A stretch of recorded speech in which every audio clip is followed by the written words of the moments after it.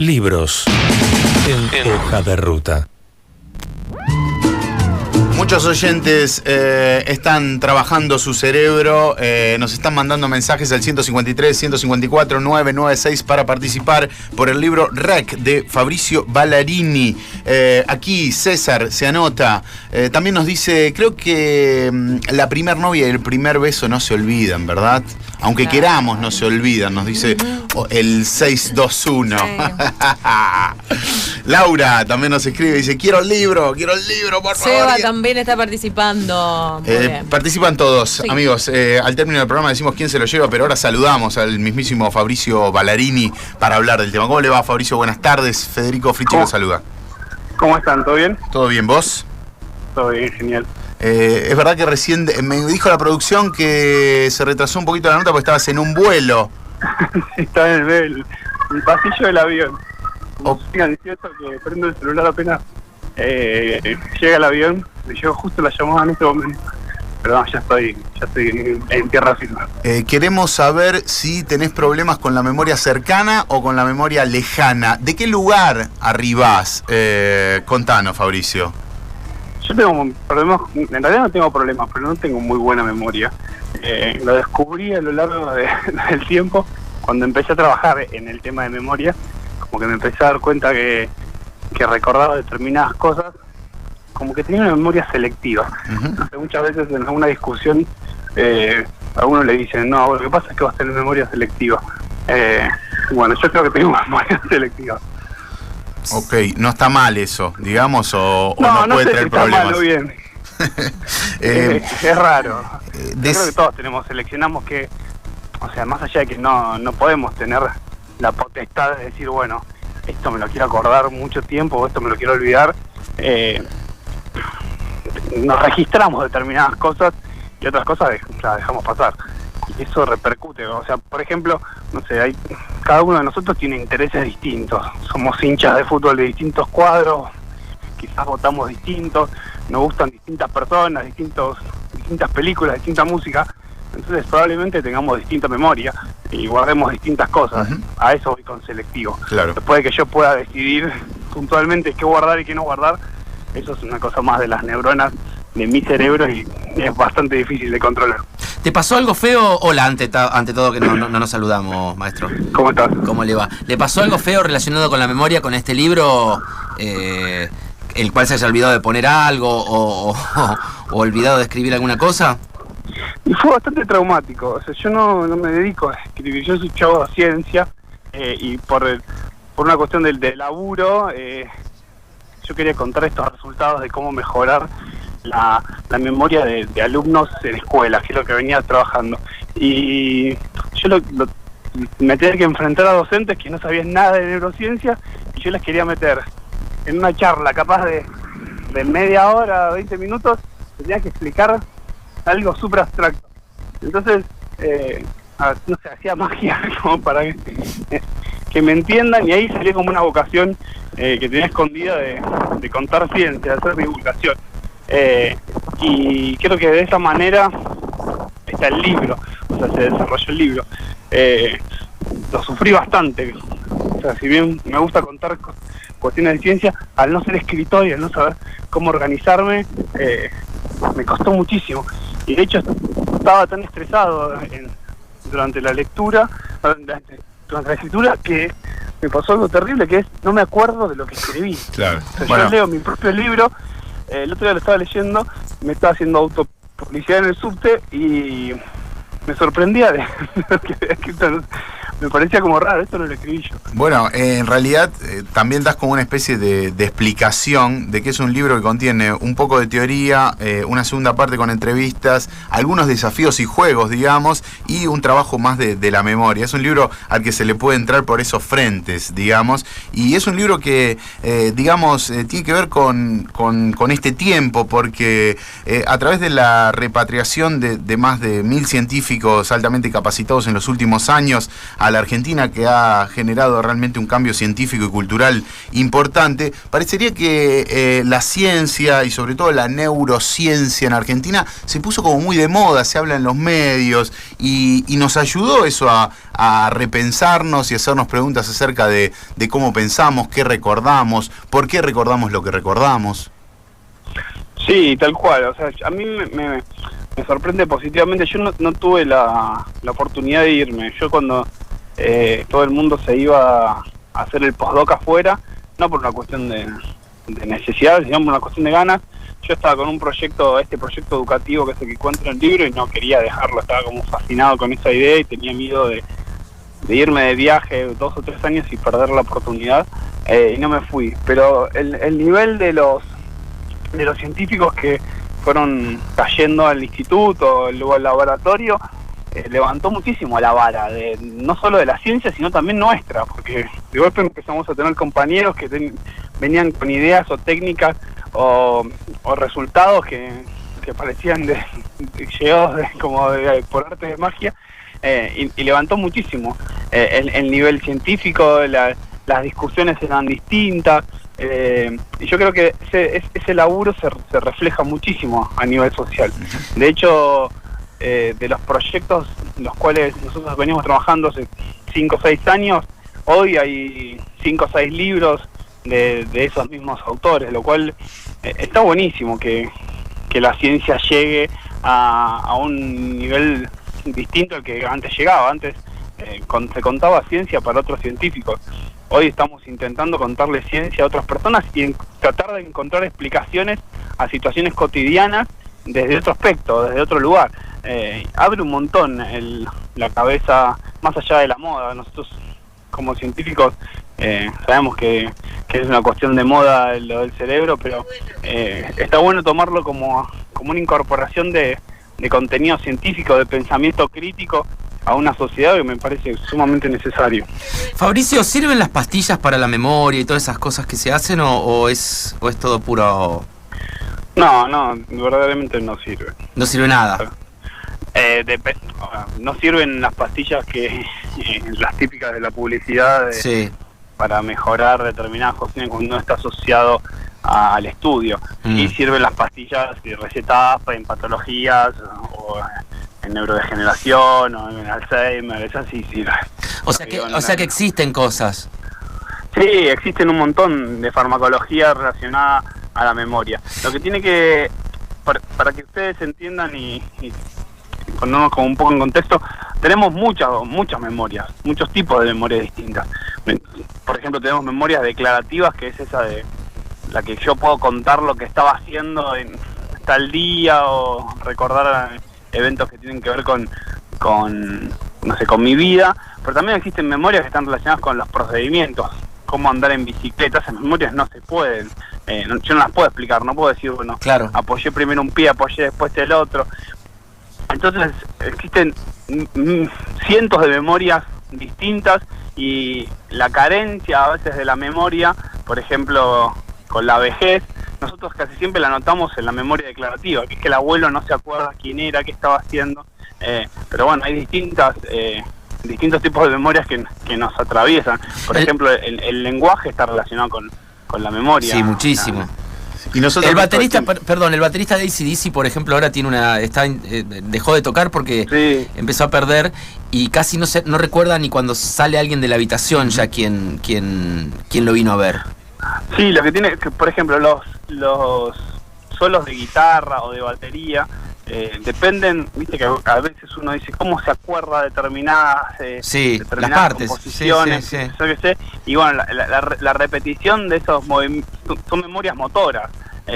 Después en algún punto si se repite es mucho más fácil evocarlo. No es una cuestión de decir, bueno, ahora tengo que poner el dedo en tal lado. Sale como una repetición, es como un golpe de tenis. Y no es como un cable que se conecta a eso, ¿no? Que si alguno pierde la memoria así tan brutalmente de que tiene, qué sé yo, 5 minutos nomás solamente de memoria y después la pierde absolutamente, porque eso sería casi mortal eso, ¿no? Sí, en realidad vos lo que tenés en tu cerebro son miles de millones de neuronas que funcionan, si lo pensamos de alguna manera un poco fantasiosa, pero pero para entenderlo funcionan como pequeños cablecitos que transportan electricidad. Esos cablecitos se conectan, o esas neuronas entre sí, mediante conexiones que se llaman sinapsis, y esas sinapsis son las que generan que vos cumplas absolutamente todas las funciones que cumplís. O sea, vos sos vos, tenés tu identidad, tenés tu vida, podés caminar, podés pensar, podés sentir, podés amar, todo gracias a esas conexiones. Obviamente esas conexiones no van a ser únicas, o sea, no hay una sola neurona que se conecta con otra y guarda mi cara. Que si se muere esa neurona yo me olvido de mi cara. Tenemos redundancia de información. Pero bueno, es importante entender que está bueno entender cómo funcionan esas neuronas, cuáles son las decisiones que toman esas neuronas, porque de alguna manera explica cómo somos. Te quería preguntar, en realidad Coqui te preguntaba por la música, también el caso del batero de AC/DC, y le das mucho lugar a la música en el libro, Fabricio, también. Hablas de que la música es el lenguaje del cerebro y cómo se puede también cambiar los estados de ánimo en torno a la música, o cuáles serían nuestras personalidades en torno a la música que escuchamos. ¿Es importante realmente la música? Sí, una de las preguntas que para mí me pareció interesante tocar es, o sea, ¿por qué varias culturas y muchas generaciones, por qué la humanidad se asocia mucho al componente musical, a los ritmos? O sea, ¿qué efecto tiene la música en nuestro cerebro? ¿Por qué el cerebro necesitó generar música, o por qué el cerebro disfruta de escuchar música? Y lo que descubrí es algo fascinante en las investigaciones que hice, que están en el libro, están relacionadas, por ejemplo, o sea, uno dice cuál fue el primer ritmo, o por qué tenemos un ritmo instaurado en la cabeza, o cómo podemos marcar el ritmo con tanta precisión. Y bueno, tenemos que entender que cuando estamos en la panza de mamá, tenemos una batería que suena todo el tiempo, que es el corazón, claro, de nuestra madre, que está latiendo y haciendo un ruido que nosotros ya lo asimilamos, y de hecho tenemos instaurado que el ruido, el bombo, digamos, tutun, tutun, tutun, es un sinónimo de vida, o sea, y el silencio es un sinónimo de muerte. Entonces, desde ese lado, podemos entender que el ritmo es necesario en nuestra cabeza. Y está buenísimo también ver otros trabajos que se hicieron en los últimos 20, 25 años, de cómo afecta la música a nuestros estados de ánimo y cómo a nuestros ritmos. O sea, por ejemplo, ahora hay muchas aplicaciones que se utiliza, que uno, a medida que va corriendo y va subiendo las palpitaciones, el aparato sensa esas pulsaciones y aumenta le pone música acorde a eso. Pero lo que se vio es que uno cuando corre, cuando hace actividad, o como cuando piensa en un tema, lo que va pasando es que el cerebro se va sincronizando con el ritmo, y el cuerpo se va sincronizando con la música. El ritmo, me pareció el ritmo de las neuronas, digamos. Sí. Y en algún punto cuando vos escuchás música, tus neuronas entran en ese pulso. Lo loco es que una canción, que es ruido, digamos, vos la codificás y de golpe en tu cabeza esa canción te puede disparar, no sé, imágenes, sentimientos, no sé, peleas, te hace mover el cuerpo. Por eso la publicidad apela tanto también a eso, ¿no? A cierta identificación sonora para, bueno, describirte algún clima acerca de aquello que te quiere vender. Las películas lo mismo, o sea. Bueno, está el caso de Viana, de Herbert Viana, que con el accidente que tuvo perdió absolutamente la memoria, incluso de no reconocer a su familia ni reconocer el idioma. Hablaba la mitad en inglés y la mitad en portugués, pero sin embargo se acordaba y de hecho lo sigue haciendo, de absolutamente todos sus temas, y se acordaba de todo un disco nuevo que tenía hecho y que lo había compuesto, y a los 2 años que pasó su accidente lo grabaron el disco con todas las cosas que se recordaba. Es re loco lo del cantante de Paralamas que estás contando, porque yo escuché, no sé cuán cierto es, pero encontré una nota que le hicieron a él, que lo primero que le traen a él es, no recordaba absolutamente nada, y cuando sale el trape le traen una guitarra y él empieza a cantar canciones de los Beatles en inglés, y no tenía lenguaje, o sea, no se acordaba no podía ni hablar en portugués. Y él evocaba el recuerdo de canciones que había escuchado en su adolescencia, y eso está muy estudiado.